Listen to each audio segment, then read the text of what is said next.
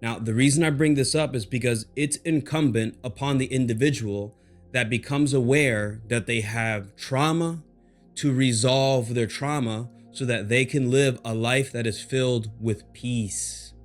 And a life filled with peace is a life that is filled with good health, is a life that is filled with success. And that carries on to the other people that exist around you inside your family. Now, we know that people are having emotional health problems. We know that people are having these problems because it comes from trauma, negative situations that have happened to them in the past that they have yet to overcome. And now, how do we get to the place where we eliminate these emotional health problems? And we're going to talk about it this way just to save time, because depression is the one thing that I always hear people talk about the most, or lack of motivation. I don't want to do anything. I don't have energy to do anything. You have to understand what depression is as an emotion to then work around it.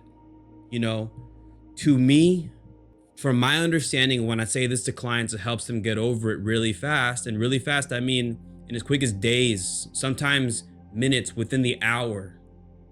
Because what depression is, to me, is a highly advanced form of procrastination.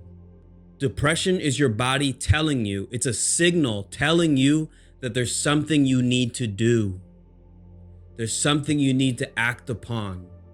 And because we know we're having emotional health problems, we know that these emotional health problems come from trauma. The thing that you need to do that's making you feel depressed, the thing that you need to do is an action related to the trauma that you're experiencing.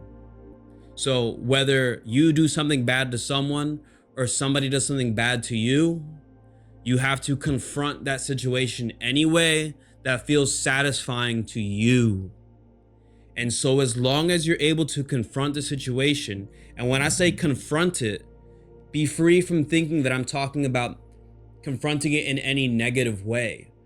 We have to confront these emotions and these situations in a state in which we can bring peace within ourselves.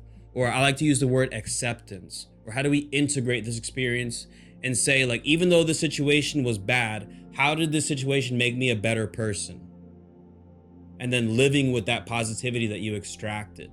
And what if you thought about that way? What if you thought that way about every single situation in your life?